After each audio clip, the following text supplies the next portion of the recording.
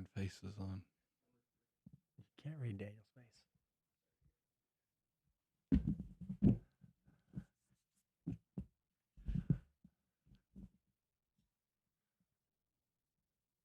How to save thousands with that freshly mint. Everybody hates paying taxes. It's just something that none of us get super excited about. So if we can share some tips and tricks for you to hopefully save thousands off of next year's tax return, I get excited about sharing that info. Yeah, think about it. It's one of the first, most powerful tools whenever I'm working with a brand new client. I say, give me that tax return. Because if you can show me your tax returns, well, a lot of times it gives me the clues to know how I can help these people do a better job with their personal finances. Instead of keeping that a secret or just something we use as part of our craft, why not share it with the Money Guy family? And this is a great time to do this because we all likely just got back our tax return. So we can very easily look at last year's return, and we want to walk you through how to look at last year's return to do some planning for this next year moving forward. So Brian, let's jump into the first one, which is kind of exciting.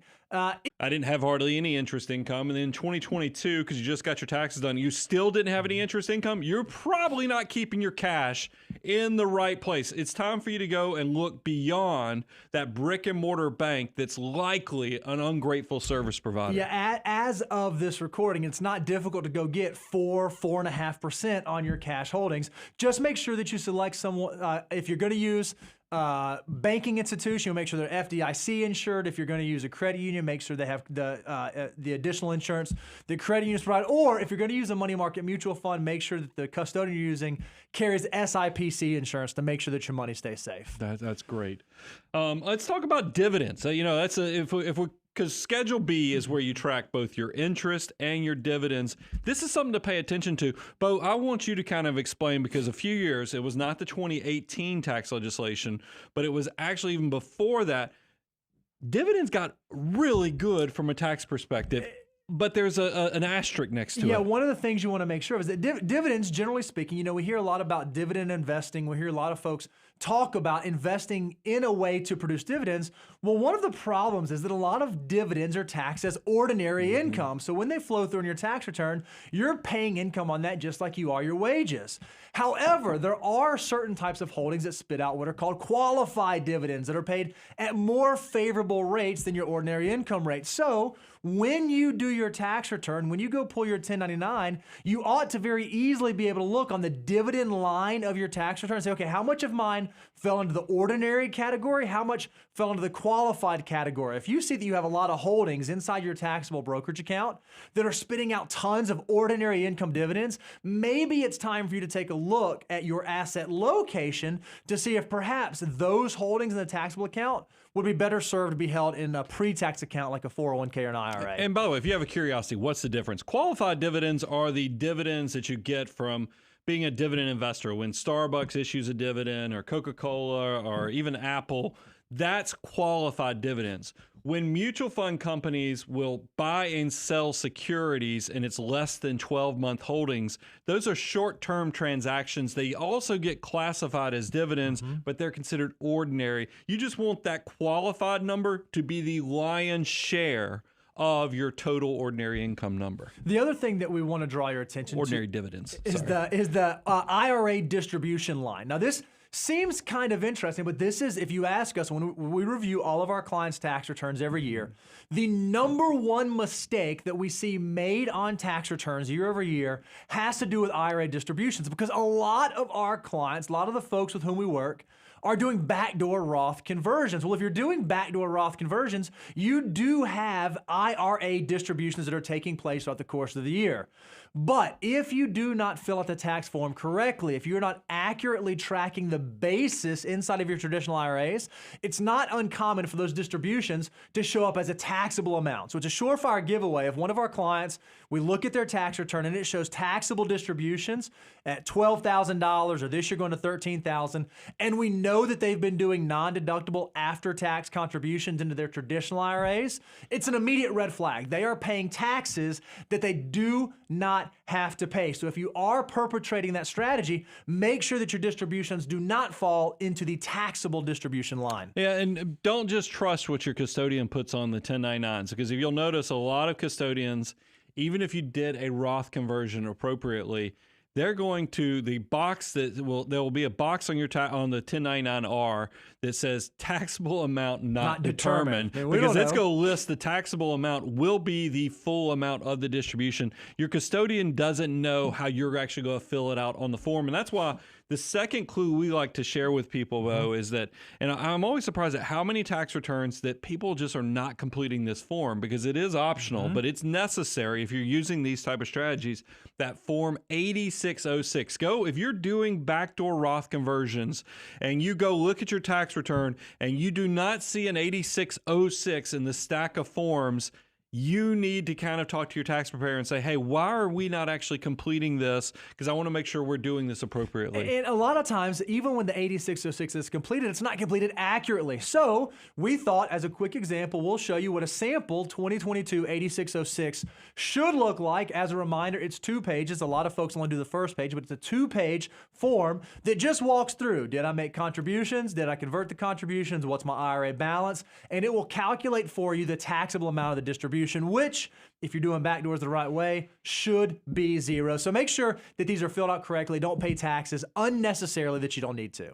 Another big thing to pay attention to when we're doing planning, especially for folks that are close to retirement, in retirement, because Social Security is one of those things you do need to be very aware of how it's going to be taxed, because there's a lot of planning opportunities, but a lot of it, obviously, if you're still working but you reach the age of Social Security, don't be so quick to automatically assume you should go ahead and start firing up the benefits, because you might actually be hurting yourself on the taxability of it. And as well as if you've left the workforce and you're trying to figure out how much of this is going to be taxable versus how much is going to be tax-free, we've got the answer for you. Yeah, perhaps you're someone who in retirement, you've built your 3 buckets well, and you can control where your income comes and goes. So you can control what level of income you have. What you may not realize is there's actually a portion of income where your Social Security benefits aren't taxed at all. And then at the next chunk, only 50% of the amount of your benefit is taxed. And then once you cross over a certain income threshold, up to 85%. Well, it's not uncommon.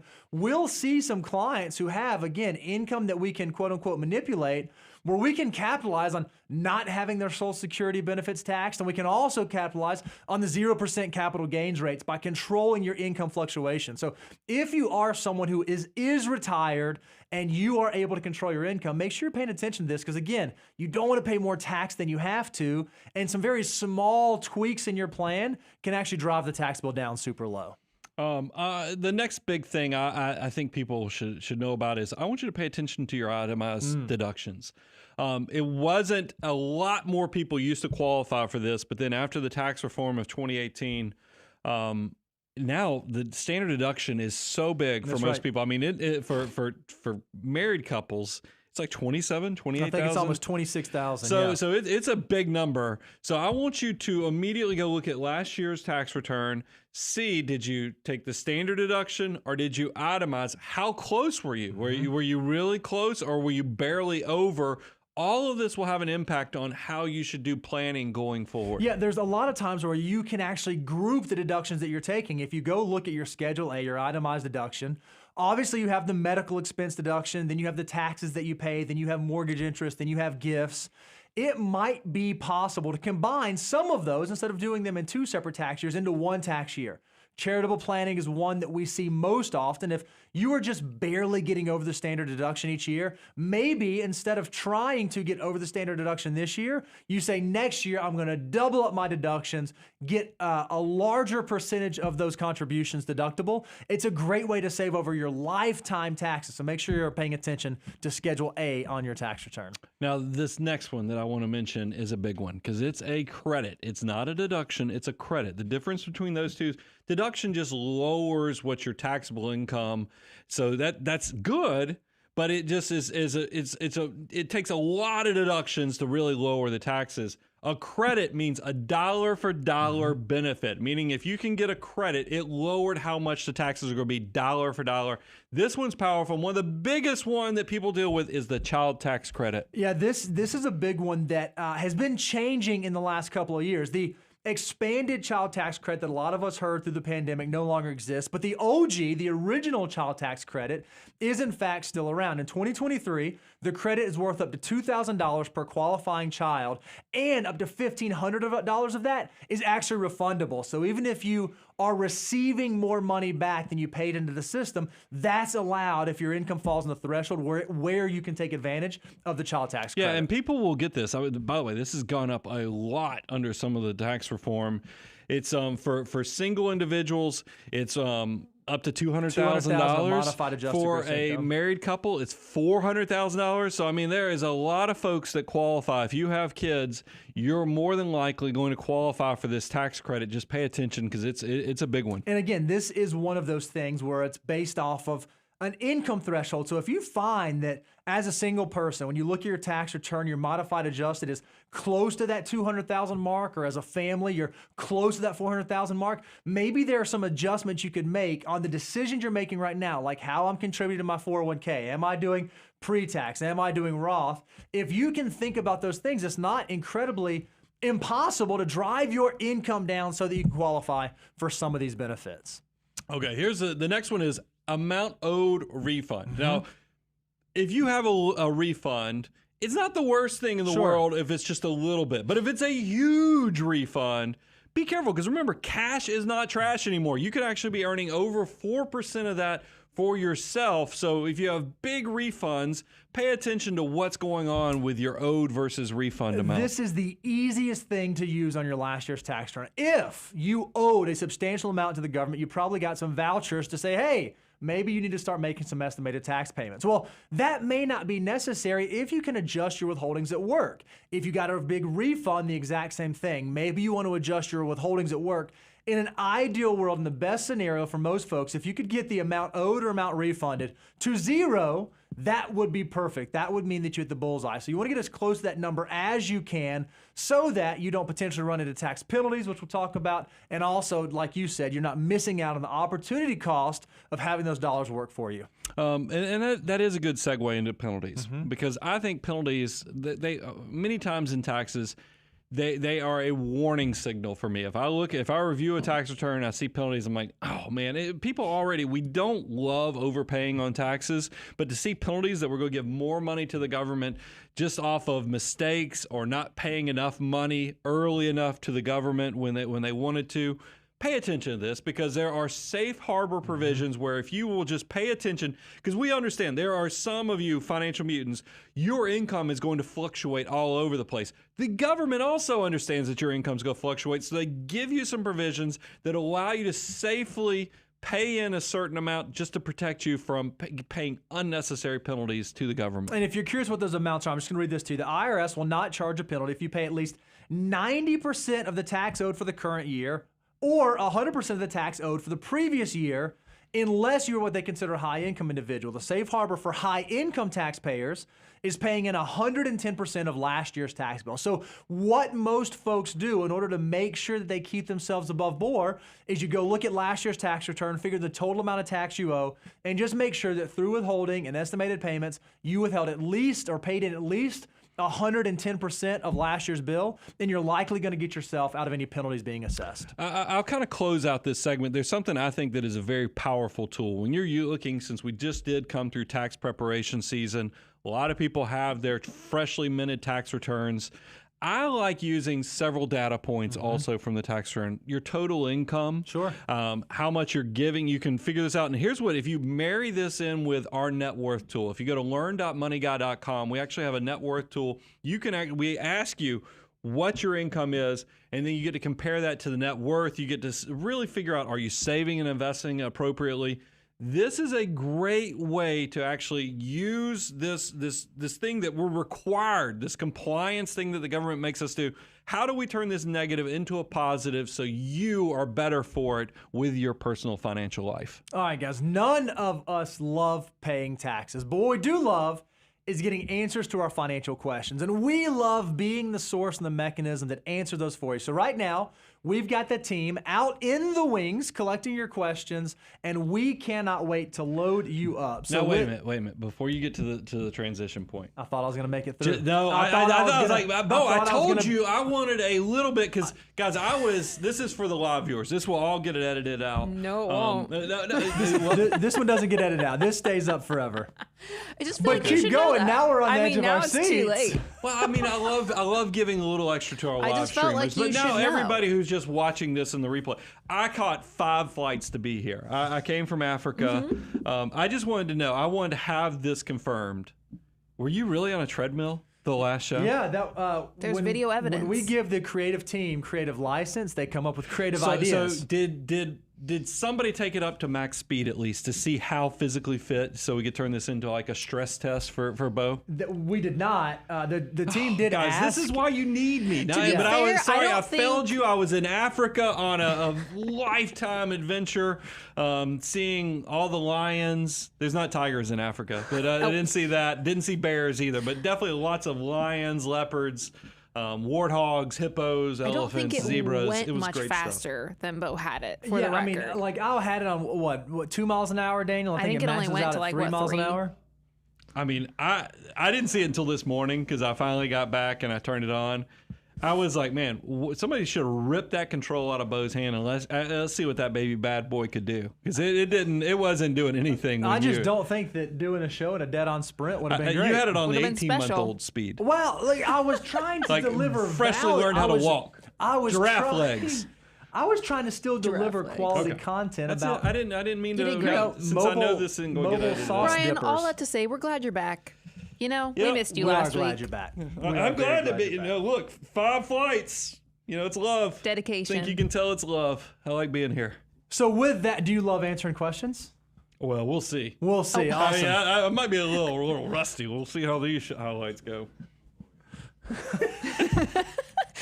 Nate, By our the way, video producer goes, if it would have been "Oh, a little boy." warmer, I was gonna wear my black, Hawaiian shirt that I always wear, because I Oh, always yeah. have Oh, some type yeah. of complete screw up whenever I wear that shirt. That is your I fun thought shirt. about wearing that shirt today just because I knew there was gonna be a gaffe or some mistake, but it was too cold outside. Okay, for that we'll keep going. All right. Well, are you guys ready to dive into some financial questions? Let's start ma'am. hitting some questions. Let's go. Q&A time. All right. Matthew's going to start us off. His question is, in addition to step 4 of the financial order of operations and targeting 20 to 25% invested for future retirement, can you provide guidance on an additional savings rate for future purchases? Is this a percentage or with a goal? Like, how should he think about that? So it depends on your unique situation. So you're already hitting the big thing. You're following the financial order of operations. Brian, you want to hold that thing up for me? Oh yeah. You're And by the way, following. not upside down. You're following the 9 tried and true steps. So you know, okay, I gotta make sure my deductibles are covered. I gotta get my employer match. I gotta pay off my high interest debt. I gotta do my emergency fund. Okay, well then you continue progressing. You get to step 7. You say, okay, I know I gotta be saving 25% for the future. Once you check those boxes, and the reason we designed the financial order of operations the way that we did is so that it gives you ultimate freedom above and beyond save for a different goal, or how much should I put away? Well, it depends on how rapidly you want that goal. If you say, you know what, all right, I'm saving 25% and I want to buy my first rental property, I want to buy a piece of commercial real estate next year, well, then you might need to start saving all of your extra discretionary income so that you can build that pocket up. Or maybe you just say, you know what, in a couple of years, I want to put a pool in the backyard. So I'm going to take 3 or 4 years and I figure out the discretionary income I need to save over that time period. I think when it comes to future purchases, there's not a defined, finite, specific percentage, because it very much depends on what you as the consumer are trying to accomplish, what timeline you want to accomplish it on, so long as you do the 25%. That's the big one I want you to check, and then you get to be in control after that. Well, Matthew asked the question in terms of step 4, which is cash reserves, but really it's steps 1 all the way through 7 is just to get your financial foundation. That's the big part. That's why we say the 20 to 25%. That's the part we want you to get there as fast as possible, as young as possible, so that that money can work for you. By the time you graduate to step 8 of the financial order of operations, this is where you are figuring out, is it okay to increase my consumption, or do I need to continue to save and speed up and invest even more money?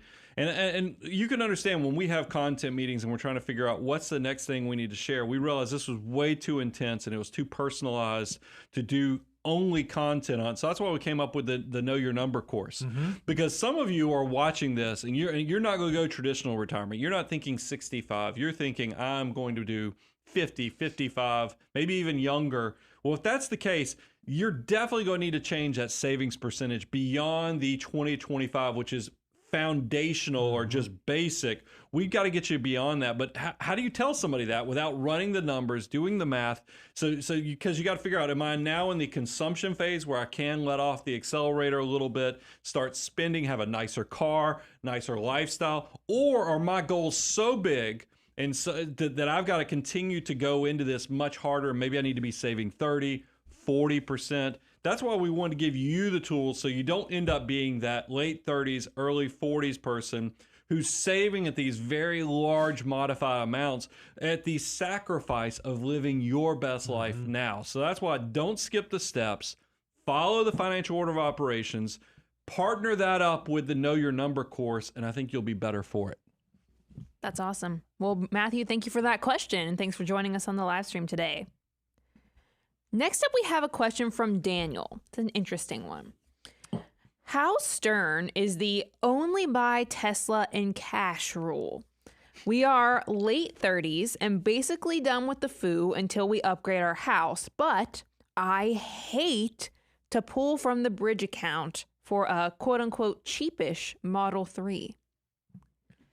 I'm interested to see what you say, because like the rules are there for a reason, right? Like for this moment, they are. But expound. So we get this question all the time, Brian. What is a luxury car? What qualifies as a luxury car? And Daniel just said, hey, I'm going to buy the cheapish, the less expensive, the less costly Model 3. Is that indeed a luxury car? Does that fall into the luxury car camp? Now, I do want to correct one thing really quickly. Daniel said, hey, how can I deviate off of the only buy a Tesla in cash? Remember, our goal for luxury cars, or our rule for luxury cars, is not that you have to pay cash, it's that you have it paid off in 1 year. So where we go 23.8 for the normal car purchase, for luxury automobiles, it's 1 year. So we give you 12 months. So it's not the exact same thing as paying cash, but you're getting it paid inside of a calendar year. But I think the crux of his question is something like a Tesla Model 3. Does that fall 23.8, or is that the hard and fast 1 year, 12 month, same as cash? This one pulls on my heartstrings a little bit. Sure. You know, I love my Tesla, and then I've had both a 3 and I've had a Y. I definitely love the Y because there's something about adding the versatility of the power lift gate in the back. It sits up higher because I love the 3, but I felt like I was literally going to get strawberries on my rear end because I was sitting on the concrete. It sat so low. I know it's a low lying car. I mean, you hear about sports cars sitting low. The Model 3 sits really low. Sure. The Model Y has a much more. It sits up high enough where it's comfortable. But it gets to the key point of luxury versus functionality. And I love Teslas, and they have with the tax credits. There was a brief period where even the Ys, where Elon slashed the prices on these things so they qualify. So you can go give it a look-see, but I still want you mindset-wise, when you're doing 23.8, cars are horrible for your financial life. This is the what sits under in the background under all of this is that despite what happened during the pandemic, cars do not appreciate. They actually usually depreciate. And a lot of people they're so worried about what their neighbors will think. They think that if they drive a fancy car, they're stuck in the 16-year-old mentality. Because I had that mentality when I was 16. The nicer the car, the more successful I'll look, the more people will like me. Truthfully, nobody cares, so we just want to make sure you don't make a huge mistake. So we want you to have good, dependable transportation. That's where, the Honda Accords, the Toyota Camrys, those type of things should be trying to bridge the gap so that so you have dependable, safe transportation. Teslas, BMWs, Mercedes, Those things are you do for yourself once you get to step 8 of the financial order of operations. And I just don't want you taking a shortchanging your future trying to force it. Now, because look, all the car manufacturers, including Tesla, will gladly let you finance a car for 7 years. And you can make anything affordable if you spread the amortization out. But I'm just telling you, your future self will be much happier if you increase your investments with a very small, modest car so that you can get to that critical mass and get to step 8 that much sooner than skipping a step and jumping in and buying a Tesla when you haven't even maxed out your 401k or started saving and investing 25% of your income. That's a mistake, and that's what we're here for. I know, and look, we're the nice guys. There's other content out there where, and by the way, sometimes they get a lot more views because they tell people they're stupid, you're a fool, you shouldn't do this. But we're the nice guys, but we are hard on this. And it's because I know how bad cars can be for your financial life. So I have to be rigid on it and tell you, no, don't just because Teslas are great vehicles and just because you can finance them and they might have gas savings and other things, I'm going to hold true to that. I consider that one that you need to pay off almost like cash within 12 months. And the other thing I didn't love, Daniel, is that you said you're going to pull it out of your bridge account, out of your brokerage account. So you're actually taking soldiers off the field to go do that. It's a different conversation. You know what? I want to buy a Tesla. I'm going to do it. I feel like I'm at a stage where I can. So I'm going to build up additional cash inside an excess emergency reserve bucket to be able to go do that. Even that, for some reason, feels a little bit better to me than you thinking, okay, I'm going to go chisel out a chunk out of my brokerage account and actually take some dollars out of the system. I don't love that. I don't know that I get super excited about doing that. Hey, put a date on the calendar. I want you right now, because you're motivated to do it. I want you to say, look, I'm going to tell myself right now that 24 months from now, I'm going to be at step 8 of the financial order of operations, and that's when I'm going to celebrate by buying, whether it's the Model 3 or the Model Y, the Tesla, but actually go ahead and do the heavy. Don't skip steps. Don't skip leg day. That's the thing. A lot of people financially, you try to skip leg day. You don't want to do it, so you end up wanting to have that sexy where you're doing all the beach muscles and stuff, but then when you wear shorts, people are like, well, he's obviously skipped leg day. That's the same thing with your financial life. Don't skip the steps. Get to step 8 before you actually get to start rewarding yourself. Really good answer. Daniel, thanks for the question. Okay, next up we have a question from Austin. He says, I've heard for younger investors at under 25% total taxes, Roth is more favorable, and above 30%, traditional is more favorable. Do tax percentage rules change based on age? And if so, how? Tax percentage rules do not change based on age.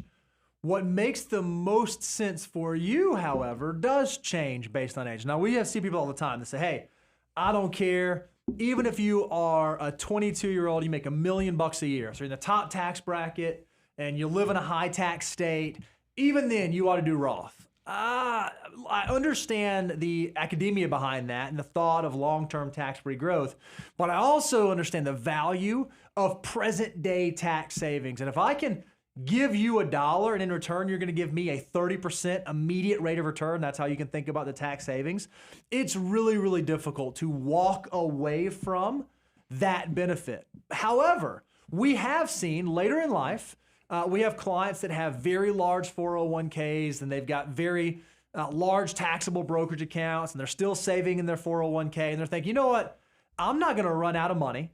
And what I really need to be thinking about are how I'm going to legacy plan for the next generation. How am I going to save money for future generations and pass this on to my children? So we have seen folks who are even in high income situations switch back to Roth in their twilight years of their career as a means and mechanism for legacy planning. So I don't think it's so much age dependent on the tax rate percentage. I think it's more dependent on what are your goals? Is your goal early retirement? Is your goal normal retirement? Is your goal legacy planning? And the answer to those questions, once you kind of have a picture of the finish line, will allow you to better dictate what the path right now should be. But if you are a young person and you do fall in less than that 25% marginal bracket when you combine your federal rate with your state rate, I think that Roth is a no-brainer almost, because you got to do it because it's going to be so valuable for you over the long term. Well, I think this is one of those, it's easy for us to give hard and fast rules, but this is such a customized answer, Bo, on where tax rates fall. We have our own assumption, and I just hit the mic. We have our own assumption. It's been a while. I know. We have our own assumption. I want to make sure I tell you why we believe it, but also what you need to be thinking about. Age does have a huge impact, and the fact that I do like younger people, since you have so many years of time, so much time for compounding growth. That's why people like to see that money in the Roth, because you're maximizing the tax-free growth opportunity. However, you have to ask yourself, will tax rates be higher or lower in the future? We're just thinking, and we're going off what the past has been, that older people in retirement typically pay less taxes. And there's multiple things that go into this. First of all, once you remove earned income from your income, your taxes, your income overall goes down, because the biggest contributor to your taxable income is your earned income. The second thing is governments typically write into the tax laws big breaks for older people. Why? Because older people vote. So we all know our elected officials love to kind of prime the pump of making themselves look really good to that important group of people. So those two things go into, so that's why we say, if your earned income's going to disappear, plus you're going to be in this now favored group to the government that is setting up tax rates, pay attention to that, because your taxes could be lower in retirement. So why pay it at these higher rates now while you're working when it could be lower in the future? And then the third thing you have to think about is, where will you be? And now, if you're somebody who will down the road, you're planning on retiring at 70 years of age, you're never going to have the ability to do a Roth conversion because you have earned income, then maybe, you don't have the same flexibility of somebody who is going to retire at 55, and they're going to have all the way from 55 to 75 to where they can convert, IRA money into Roth money at lower tax rates. Pay attention to that. These are the scenarios that go into this. Austin, this is one of those situations where we give you general guidance because it's helpful for you to learn. But when you get sophisticated enough to where you have multiple things going on, multiple scenarios, multiple variables, this is when you should take it to the next level and hire a financial advisor. But for most young people in their 20s, if you're not in that tippity top, because realize tax rates are so high now, and I have to look through all my crazy sheets here. I mean, even for single filers, to get beyond 24%, you have to be making over $182,000, $364,000 for a married couple.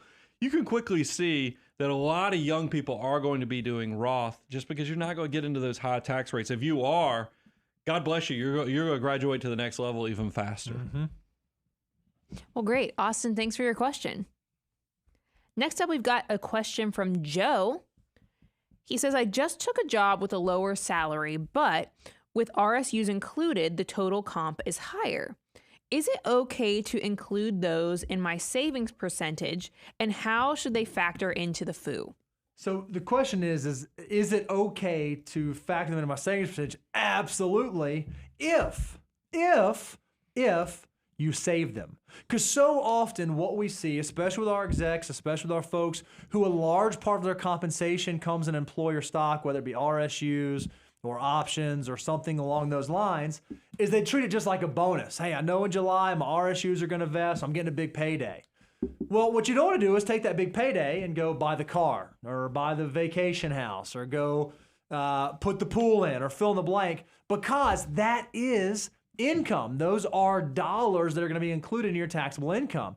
So if you're saving 20 to 25% of your normal wages, the normal stuff that hits your paycheck or hits your bank account every pay period, I would advocate that when it comes to those RSUs, you want to save 25% of that gross amount as well. Now, maybe you're in a place where, because a lot of your compensation is in RSUs and only a smaller amount of your compensation is in the normal cadence of your income, then you might actually have to save a lot larger of a percentage of those RSUs. But you have to think about the entire compensation bucket. When you go to your tax return, look at your total income line, your 25% ought to be kind of based off of that number. It should be pretty stinking close to what that number is.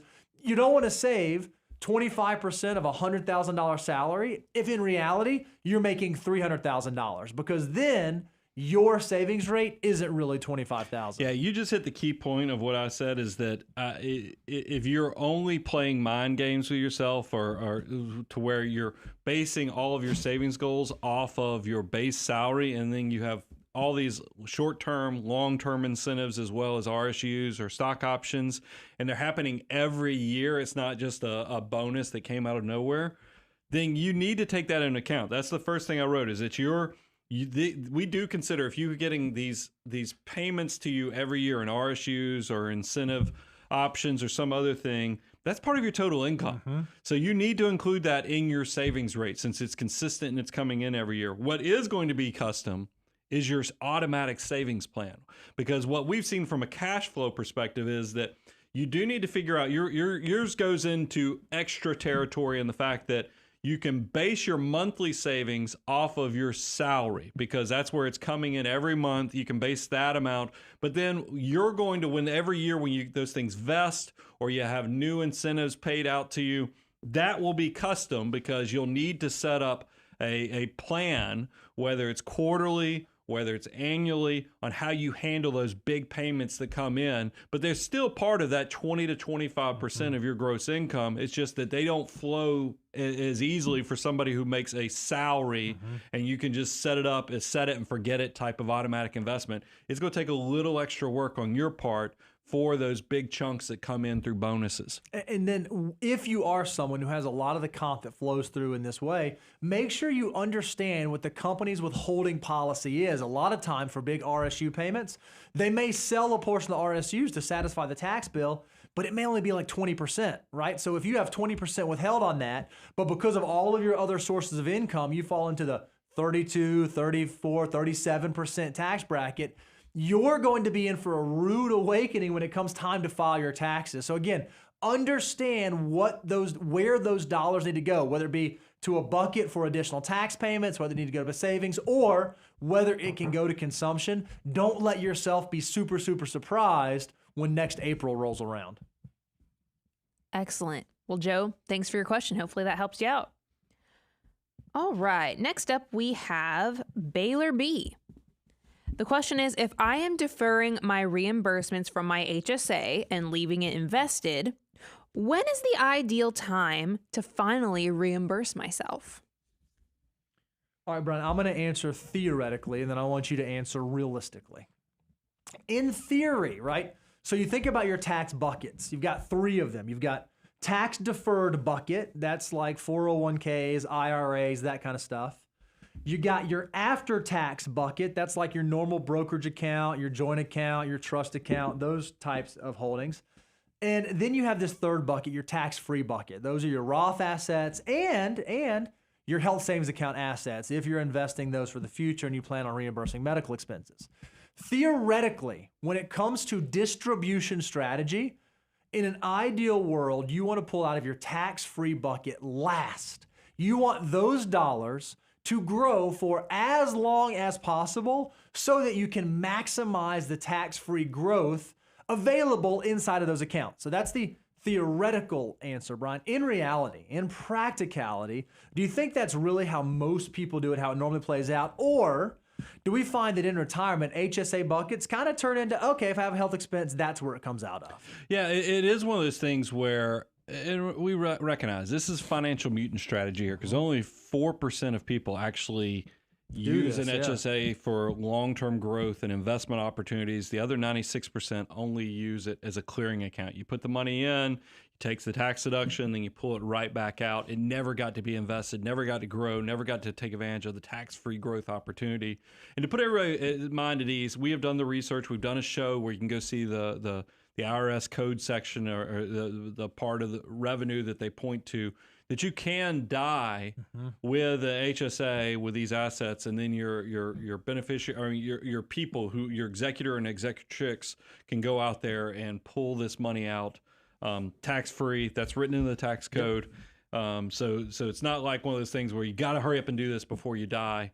But it gets to the point of back to, and I thought where you were going with it was the 3 bucket strategy. We always talk about is that typically the order you go in is almost the order you go out, where you don't want the tax-free assets. That's kind of the last bucket you pull out of in retirement, because we love sticking it to the government legally because it is tax-free growth. But where you went, Bo, and I do agree with this, is it's not uncommon when people get to retirement, you'll say, why not start paying for these big healthcare expenses directly from the HSA, because I'm going to be able to pull that money out. It's tax-free. And plus, you actually did all the parts, because remember, we talk about HSAs are triple tax advantage. You get the deduction on the way in, you get the tax deferred growth over the time that the money's invested. And if you use it for qualified healthcare and medical expenses, it is completely tax-free on the distribution. I'm personally planning on leaving my money in there for years. It will be just like my Roth assets. My HSA assets will be one of the last buckets I pull out of, because I have huge medical expenses I pay every year with my daughter who has with autism. So her schools qualify for medical expenses. I get a letter from the school every year. We have doctor's notes in the file. So that tuition is just tens of thousands of dollars every year. So I'm going to be able to pull that money out, and it's all going to be tax-free at some point because I've kept the records. But I'm just going to wait. Why not go ahead and maximize that tax-free growth as long as possible? I'm going to do that. Now, I think it's great for people to understand you have a get out of jail. If you get yourself in a bad pickle of a financial situation and you're trying to figure out, do I go pull this out of my Roth assets? Do I pull this out of the HSA because I've been keeping all these receipts? You always have the ability to break the glass, use these funds if you get into a really short financial situation, or maybe instead of being negative with a healthcare issue, why not think about if you had a commercial building or something else that came through and you're now trying to figure out, where do I come up with that down payment for this chance of a lifetime? This is another place. So let it be, have what your goal or intent is, but then know that you have the ability to get to this if you needed it. Love it. Fantastic. Thanks for that question, Baylor. Hopefully that helps. Moving on to, we have another Bizarre O'Brien question for you guys. Great. But it is a really interesting question. One of the criticisms of Ramsey Solutions is that the baby steps are dated. Do you anticipate ever needing to change or update the financial order of operations, or was it written to avoid changes down the road? Okay, so that's all right. So that's a hard question, right? Because was it written in a way to avoid changes down the road? Absolutely, right? Like, that was the idea, is that we want this thing to withstand the test of time. But we're also realistic that we don't live in a vacuum. Here's a really easy example, and I'm going to say this, and Brian's going to gasp, and it's going to be terrifying. What if the government one day just said, hey, Roth assets are no longer tax-free? You're thinking the same way. What if they change the rules on us? Well, if they change the rules on us, or they grandfather us in, or some dynamic changes, of course we're going to have to adjust the financial order of operations. So what we did is we built it with the current rule book is in place in the best way that we could come up with. But we're not going to be so stuck in that as the world changes and as things evolve, we don't also allow it to change and evolve with it, with the caveat that we recognize you are entrusting us for the quality of the changes that we make to it, not the quantity. Here's a really easy example. You notice that one of the financial order pieces wasn't crypto. You notice that one of the financial order of operations pieces wasn't fill in the blank on the next hot thing. Like, these are tried and true concepts that have worked for decades, not for like months or not for quarters, for decades. So they should be pretty stinking good to stay in place, so long as the overall rules of the game don't change. Yeah, no, I'd be willing to change. But I will tell you, we've been very fortunate that a lot of, since this was not, we didn't come up with this concept just in theory. Realize the financial order of operations was designed from my life, and I have the team's not letting me share too much yet, but I have a book that will have all of the origin points on the financial order of operations. So you can see that this is not only something I figured out, but it's something we've used with clients for decades now. So this is a proven strategy, chicken versus the egg, what came first. This plan came after working with successful people with years. It's not something that's just theory-based only. And I've been very fortunate that so far, it has been, it's like a billy goat that goes over all terrains, and it doesn't matter the season. It has been very good, but I will tell you, I'm willing to commit that I would be willing to adjust if it was necessary, because there are some things, because, realize what Dave and Ramsey's solution has created is pretty incredible. And Baby Steps does really well, but the world does change. And you saw that. It's not just because you're talking about the baby steps, but there's other things. I've watched Dave pivot on some things. It's just like this housing market. We've always been honest, because I knew that I had lived how I've lived my life, how I've talked to other financial advisors. These are people who are really good with money. We eat our own cooking. And I knew I didn't put down 20% on my first house. So from day one, I've told you guys, on your first home, we're going to give you additional grace, because this is what's necessary to get into that first house. If you're trying to save to 20%, you're going to miss the party. You're going to miss the boat on this. We've said that from day one. Notice, I think Dave had to adjust to that. Sure. He didn't want to. He begrudgingly had to adjust the down, because for years he was 20% or nothing, and that was off. And then one of the things I even tried to engage with Dave when we had Dave on our show was about savings rates, because when he wrote the Total Money Makeover, you realize the Wealthy Barber came out about just right around the same time. Wealthy Barber said 10% savings rate.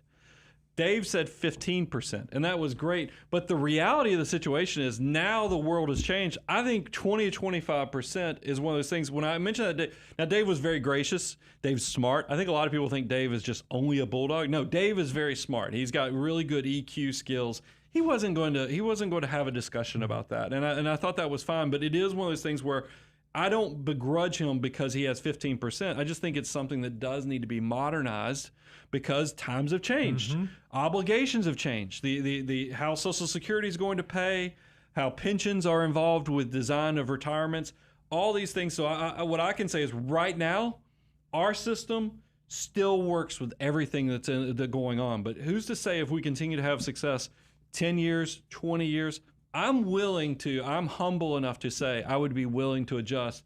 But right now, they're rocking and rolling, so take advantage of it. Go to moneyguy.com/resources. You too can download this free resource, and it will revolutionize how you handle your finances. Can you tell I'm new back to finance? I've been on vacation. I'm knocking the mic over. This is the microphone. We don't hit this. Hello, we try microphone. To avoid that. That was honestly a great billy answer. Goat, if the foo was an animal, it'd be a billy goat. Well, no, here's the thing. You just came back from a safari, and that's the animal that you came up with? Here's why I say this. Anybody who does off-roading, look, I almost am embarrassed to say this, because I haven't used my vehicle, and it just sits in my garage. I beg my wife to let me sell it, and she won't let me sell it. I have a Jeep Wrangler that is every 16-year-old's dream. I mean, this thing is beautiful. It's a sweet Jeep. And whenever I used to drive it off-road, because I had a whole group in Georgia, we'd go off-roading all the time. We used to call this thing, it was a billy goat, because there was nothing you could throw at it that its wheels wouldn't, be able to go over. So that's why that was the point I was trying to make, is that we have designed a system that can handle whatever you throw at it, and that's the compliment that usually you give to Jeeps or all-terrain vehicles, is that they can move over the land like a billy goat. Because if you've ever seen a goat on the side of a mountain or on the roof of a house, you're like, how the heck did that goat get on the roof of the house? It's because billy goats can go over a lot of stuff. And so I guess I think it's a compliment that the financial order of operations is the billy goat of financial planning. You heard it here first, folks. Yeah, we were Billy thinking more goats, apex Jeeps, predator. Yeah. My brain works in unique ways. That's why y'all are here. Well, we have a good time and good answer to the question. Let's move on to the next question from Rob. He says 529 versus index fund for newborn. Tax advantage aside, at least I would be in control of the index in my name in case my kid wants a new Porsche at age 18 or something like that. How should he be thinking about this? Okay, so it depends on what the goal for the money is. If you think that these funds might actually be used for the first car, I would not recommend a Porsche for your kid as his first car. Well, I think he's worried about the kid getting 18 to majority age and then being like, woo, look at that money. And then going and, Well, the and beautiful buying thing about a Porsche with it. The beautiful thing about 529 assets is they are, in fact, also your money, right? So when you open up a 529, you open it up as the owner of the account, and you get to choose who the beneficiary of that account is. So you can be the owner, your child is the beneficiary. It's not like an UTMO where at 18, Junior can just come say, hey, Dad, give me that money. That's not the way that 529 accounts work. So it's back to you got to figure out what the purpose of these funds are. If it might be for a down payment on a home, or it might be for a wedding, or it might be for a first automobile purchase, I think there's nothing wrong with opening up some sort of brokerage account. You can do it in your name. It'll be subject to your taxability, or you could open up like an UTMA account, and that way, kitty tax rules and all that stuff will apply. But if you think there's a chance that your kid's going to go to school, and you think that there's a chance that 529 assets might be utilized either for higher education in college, or maybe even private school K through 12, I don't think it's crazy to use a 529 plan, because it does allow an opportunity for you to save on taxes. Now, this is what I thought was great. He said 529 or index fund. You know what I love about 529 plans? Yeah, you can invest in index funds inside of the 529 plan. So I don't think it has to be an either or. I think it's dependent on what the kid ultimately wants to do. Yeah, and a lot of the plans, I mean, now realize everybody needs to go look and see what tax incentives your state 529 offers, because the tax benefits are probably so big that you're going to need to stay within your plan. And realize a lot of states have multiple plans. So make sure you're using the most effective low-cost plan that does have index funds inside of it. But for years, a lot of people were looking at the Utah plan, because that was one that was a Vanguard plan. It had all index funds, and it had age-based portfolios. So it was giving you essentially an index target retirement for your child and savings. But I want to come back to the original question that Rob submitted, is that 529s are just too effective at funding education. So, and it doesn't have to just be traditional college. 529s work for trade schools. 529s work K through 12. 529s work for buying personal computers and other things that are supportive of your child's education. Just pay attention to how powerful these things can be. And I think by the time you get to step 8 of the financial order of operations, this is the tool that you probably will want to look at. Now, you were talking about worried about kids getting access. That's not really something I see a problem with 529s. It's more of the custodial accounts that Bo was alluding to, is because they do, for when people turn majority age, the money turns into their money. But if you want to know what wealthy people do with that, is that it's not uncommon that if you have a custodial account that you've funded and it has, $30, $40, $50,000 in it by the time the kid's 18, more than likely you're already a financial mutant. So you have much bigger money behind. So you have to, two things. First, give them lifetime learning opportunities with skin in the game moments. As soon as your kid gets their first job or anything with earned income that they're going to be paid, talk to them about savings, talk to them about giving, talk to them about investing, and actually prime the pump. Give them a dollar for dollar match if they do this, so that hopefully your kid looks at this as a tool, not as a give me, what can I go buy that Porsche? Because you've got to first educate your children. The second thing, beyond education, is scare the heebie-jeebies out of them and say, look, if you go waste this money on the Porsche when you're 19 years old or 20 years old, all this other stuff sitting behind the financial mutant is never, ever, ever, because it's gone. But that sounds so crass. And do you want the milk or do you want the cow? Well, that's not crass. That's I've shared this sense. stat. We know 80% of millionaires first generation, but that's only available and possible because 70% of the wealth disappears by the children. 90% of the wealth disappears by the grandchildren. So I've had the personal conversation with my wife, daughter. That because she's 19 years old right now, and I'm so proud of her for having the 5-figure Roth IRA that she set up by when she was babysitting, as well as when she started working at Chick-fil-A.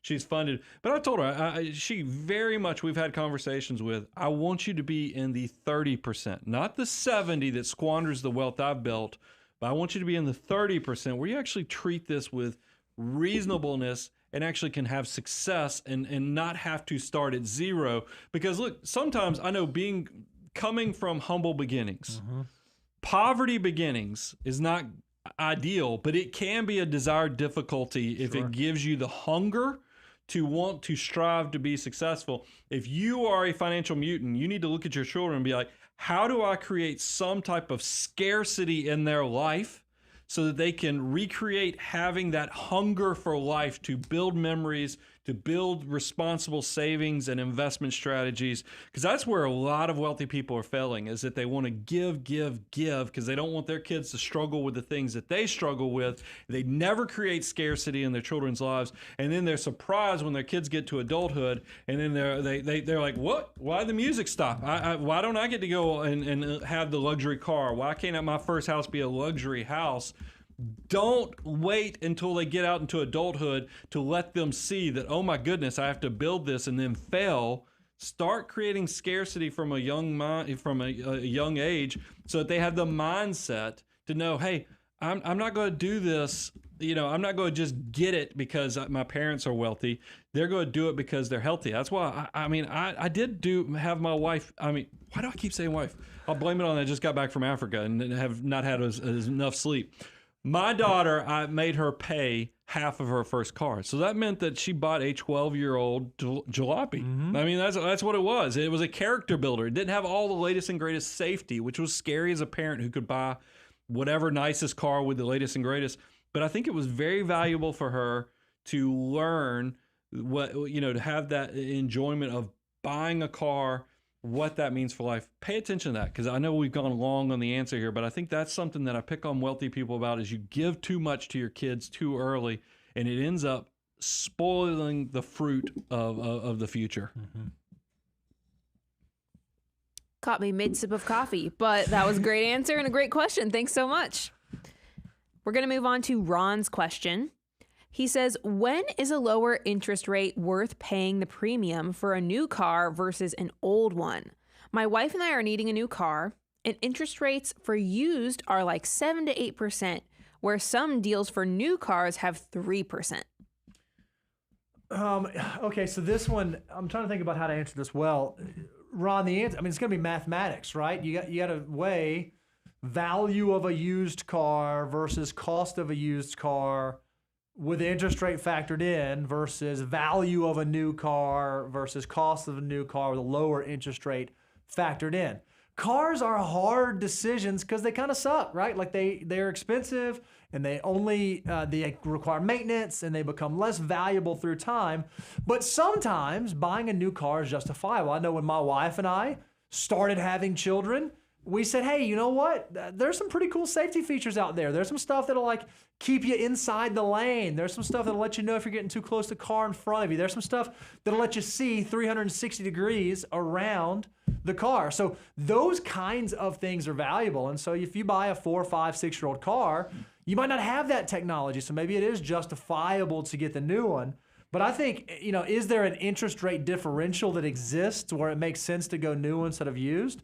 There's just a lot more math that factors into it. Well, here's what Bo is saying, and I'll just put it in some cold, hard numbers to put some reality on this, is that if you're paying 6% for a used car that costs $15,000, but it's going to be reliable transportation that gets you there and you're just starting out in your career, I'd rather you pay 6% for a $15,000 reliable used car than I'd rather you pay 0% or 1% on a $50,000 brand new car because you got excited that 0 to 1% on this new $50,000 car.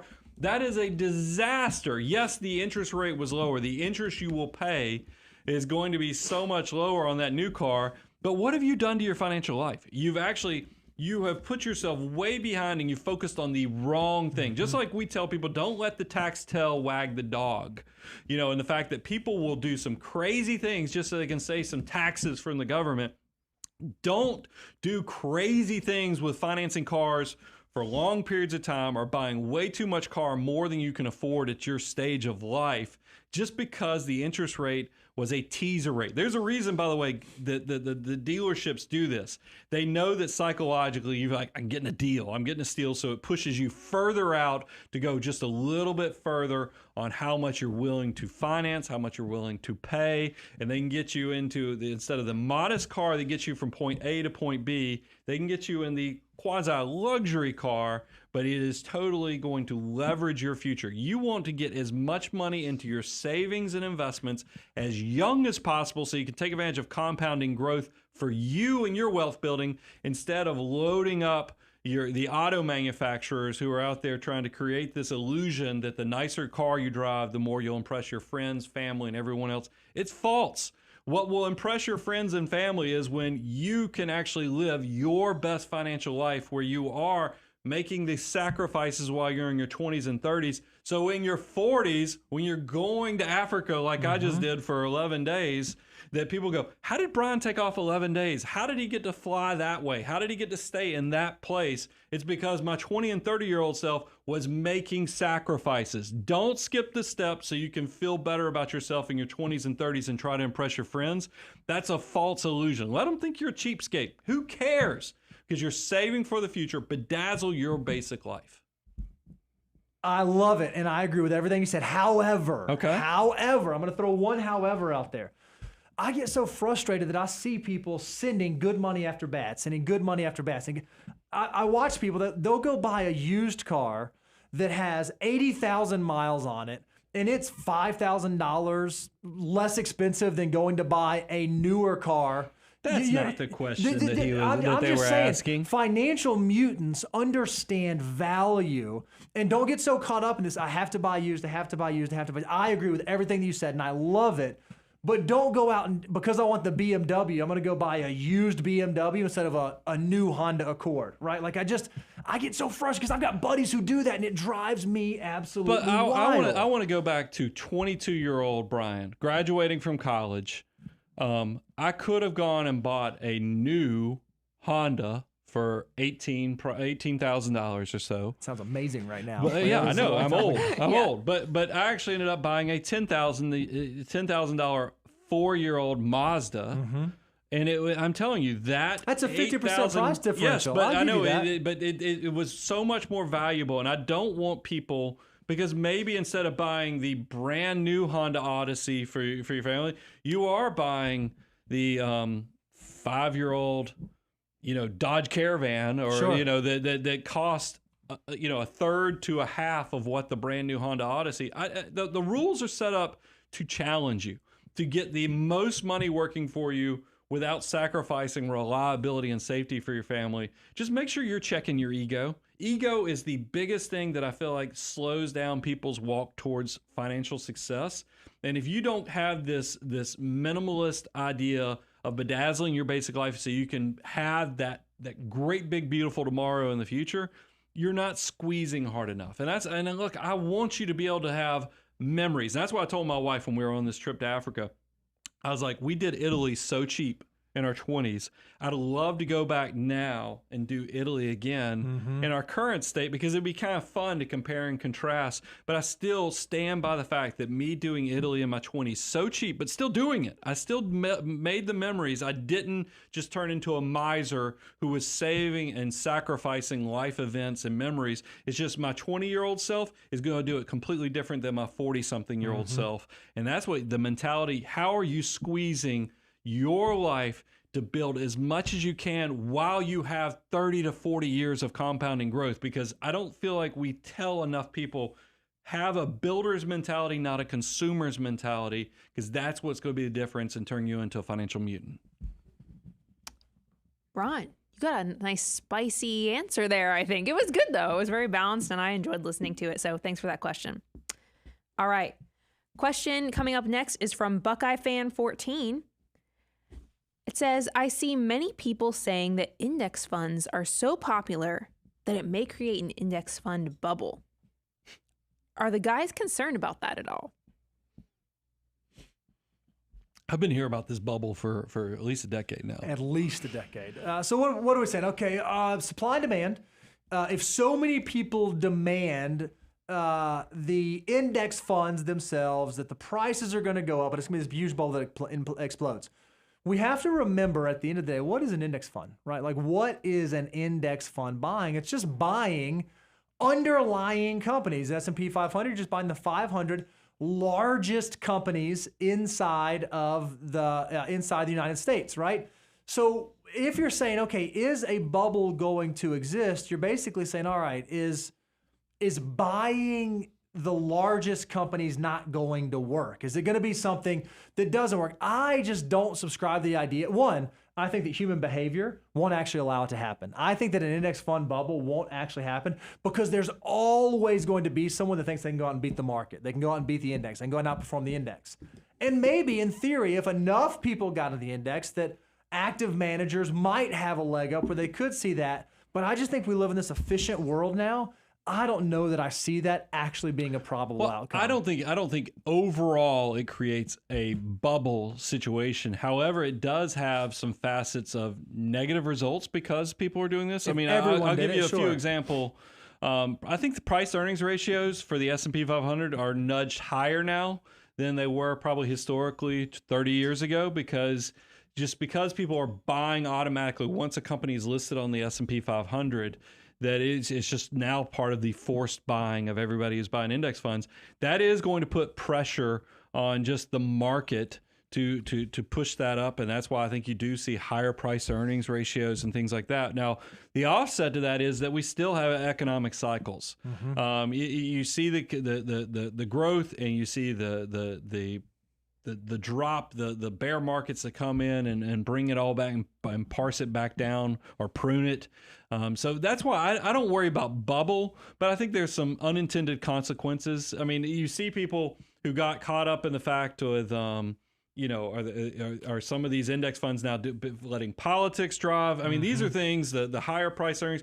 There are unintended consequences that have popped up from index funds, but I don't think that they're bubbles that are going to break the whole system. And let me put it to this point. I'm still buying index funds for myself, and I base it more off the analytics of every time we go check out the SPIVA data and for Daniel to update the slides, it's still showing if you can stay invested for over a decade, a long-term investment horizon, index funds still outperform like 80% of active managers. And when Warren Buffett, was it 27? It was back in 2007. No, it was 2008 or 9. And then fast forward 10 years in the future, he made it was 2000. It was 2007, 10 years, because everybody thought, man, Warren Buffett's going to lose that $1 million bet he made in 2007, where he said, hey, if you're an active manager, I want you to put that up against the S&P 500. We've seen the results. They actually called it early because the index whooped the heck out of any of the managers that came forward. And it was hard to even find a manager that would come forward to show their results. So that's why I'm still sticking to index funds. But that doesn't mean there's not unintended consequences, but they're not catastrophic to the point that I would say I'm worried about a bubble. And I just don't think that the average investor is going to adopt it. I don't think that the average investor, I wish it'd be great. I don't think we're going to get that many people that are actually buying index funds. But if we do, I think it's great. That means a lot more people will watch the Money Guy show, and I think it's going to be good, and I think it's going to make the financial world a little bit more competitive, which is great. I'm trying to remember, if you went back and realized we've been doing this content since 2006. I used to have this show that was like the best investment strategy that less than so-and-so percentage are using. Because I think when we started doing the index shows, it was like 10% or so. Low, now it's over low. half. I will say half the investors now are, taking advantage of index funds. So I have seen higher adoption rates, but I'm not worried about a bubble. All right, awesome. Thanks for the question, Buckeye Fan 14. Moving on to Joshua's question. With interest rates quickly rising, does the need for a larger down payment become more important when buying a house? 7% mortgage rate over 30 years is brutal, he says. What do you guys think? The idea of, first of all, the common rule of thumb is that when you go to buy a house, you want to put 20% down. That still holds. Like, we're not deviating from that. We love for you to be able to put 20% down, but on your very first home purchase, It's hard to come up with 20%.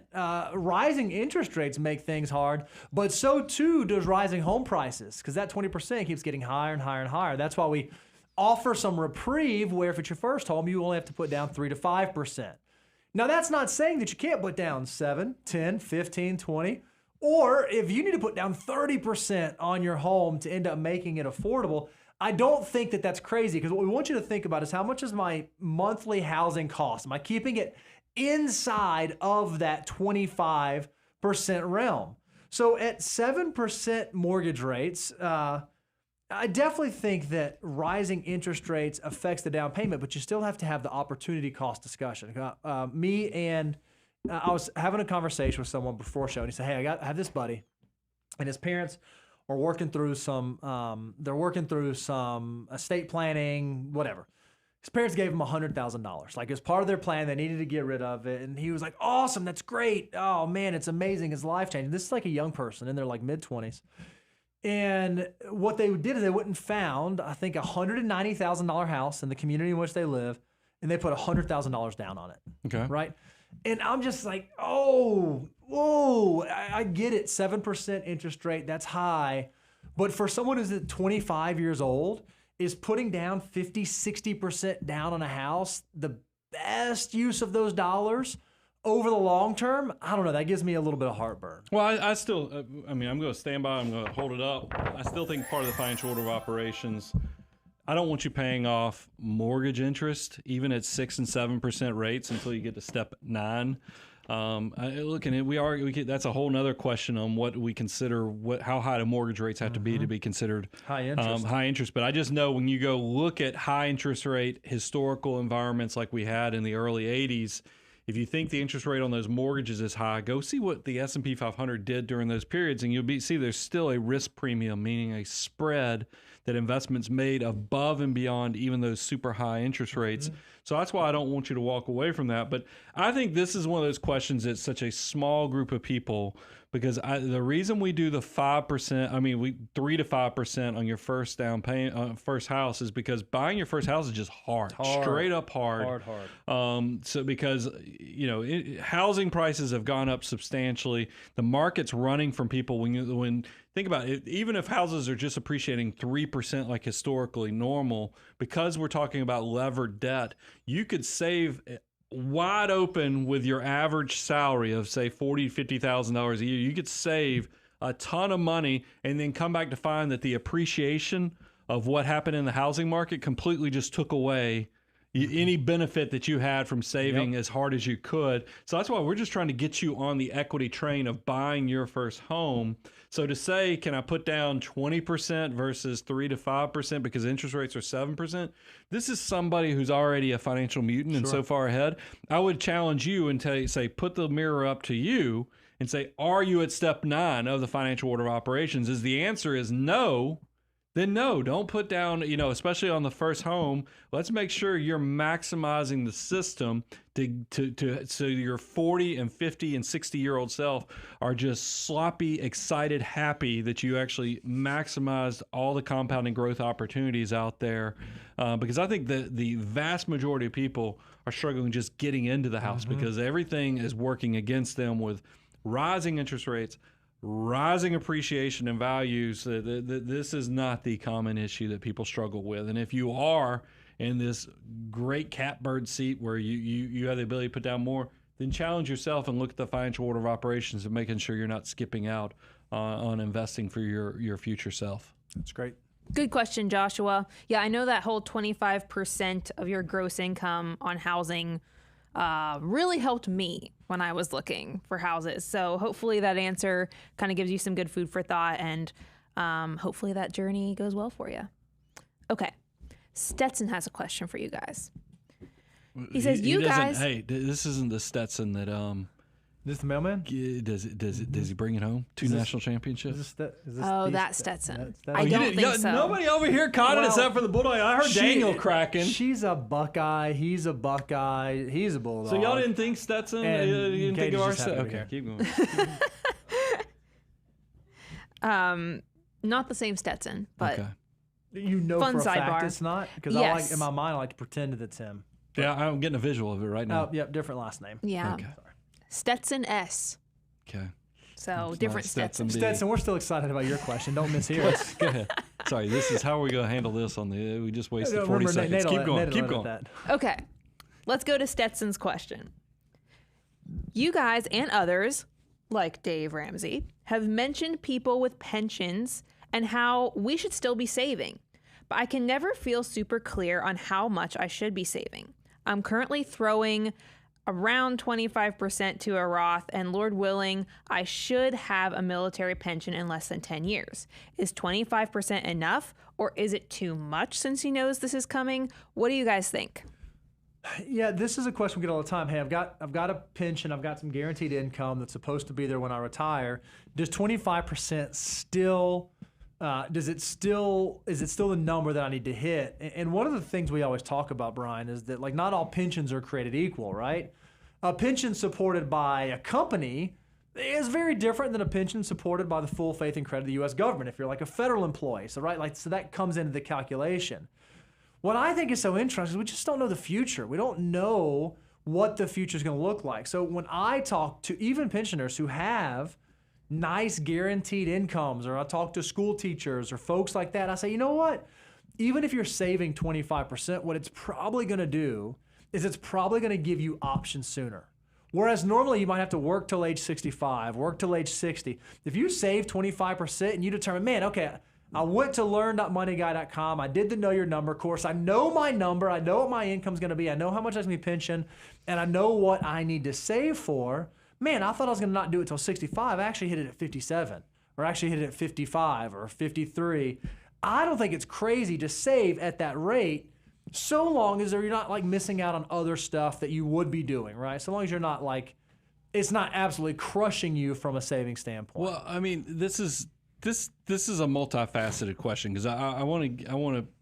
First of all, we put the 25% because I want you to challenge yourself while you're young to have an army of dollar bills working for you at some point in the future. But pensions are one of those things where when you get to retirement, it's going to impact, because what is the whole why for why you're saving and investing? It's because when you get to retirement, you know that you want to be able to pay yourself, essentially start consuming what you saved. Well, if you have a pension that's replacing 60% of your income, what you need to pull out of your savings and investments, is going to be much smaller. So that's why it comes into play is how much will you actually need in retirement for cash flow. If a lot of it's coming from pension, that changes the scenario. So I know military people that both people have pensions coming in. They didn't save a lot of money, but they have a great retirement. Mm-hmm. They're the exception because the pensions are paying them such large sums of money. And then they got them because military pensions, especially, people go into the military when they're 18 years old. You put in your 20 plus years of service. I mean, you're in your late 30s, early 40s when you actually qualify for taking these benefits.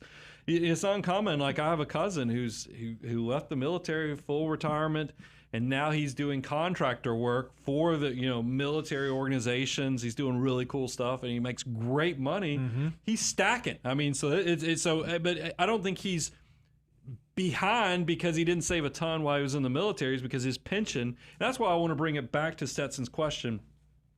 I think when your income is less than $200,000 a household, you can go look at how much of your income is being taken for the pension, both from your pay as well as what is your employer putting into to fund that pension.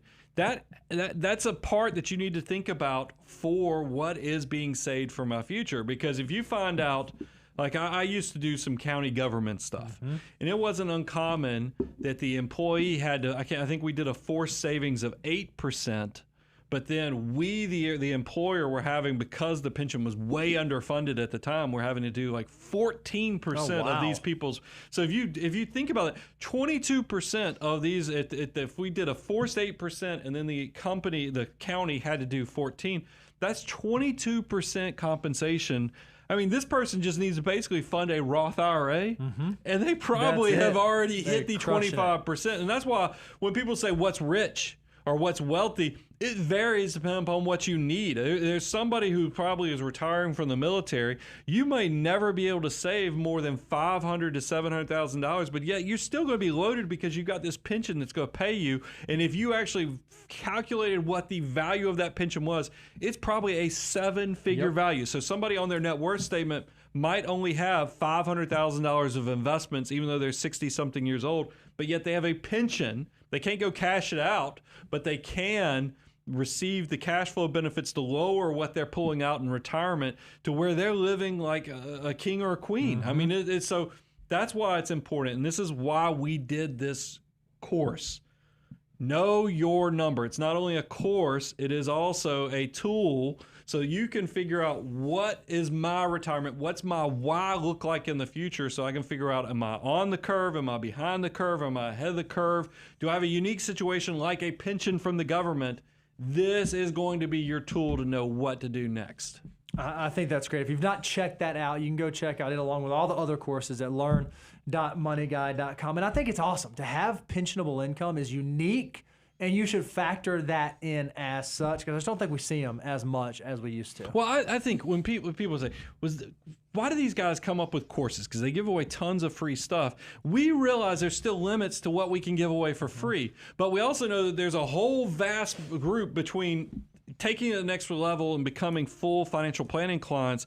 There's still a lot of questions that are very personalized that need to be filled in. We've tried to bridge that with some of these tools, some of these courses. It's not a money grab. It's really, what can we do to our Money Guy family to accelerate your journey, to get you there as fast as possible? And that's where the know your number. It was like, this is a no-brainer, because there's a lot of people that are probably doing great. They're financial mutants, but they don't have $500,000 yet. So we got to still give them a tool that lets them see where they are in this whole process to know if they need to continue to push harder, or can they let off a little bit and actually enjoy some of the fruits of what they've done. That's where this stuff comes from, if you ever wondered what the origin is. Love it. Fantastic. All right, next up, I need you to go to moneyguy.com, scroll to the bottom, and put your name and email to sign up for our email list. We don't spam you, okay? But I just know that we don't sell it either. It's just for us. No, yeah, it's just for Money Guy families so that we can stay connected. And there are times where we share things there first, like, discounts or announcements. We have some fun plans coming up, like maybe some surveys. I'm not going to go into detail. We don't have all the detail, but just more ways for you to get free information from the Money Guy Show that you love, that's going to help simplify your complex financial questions, right? But then also just some more fun ways to interact and engage and be even more a part of the show and know what's going on. So if you enjoyed this Q&A today, just know that we enjoyed it too. And that's why we do things like have an email and try to communicate with you there and just give you even more and load you up with all the great free information. So moneyguy.com, go do that. And then we'll be back here next week, 10 a.m. Central every Tuesday. We love live streaming and answering your questions. I'm your host, Brian Preston, Mr. Bo Hansen. 5 flights from Africa. Back at you. See you soon. Money Guy out.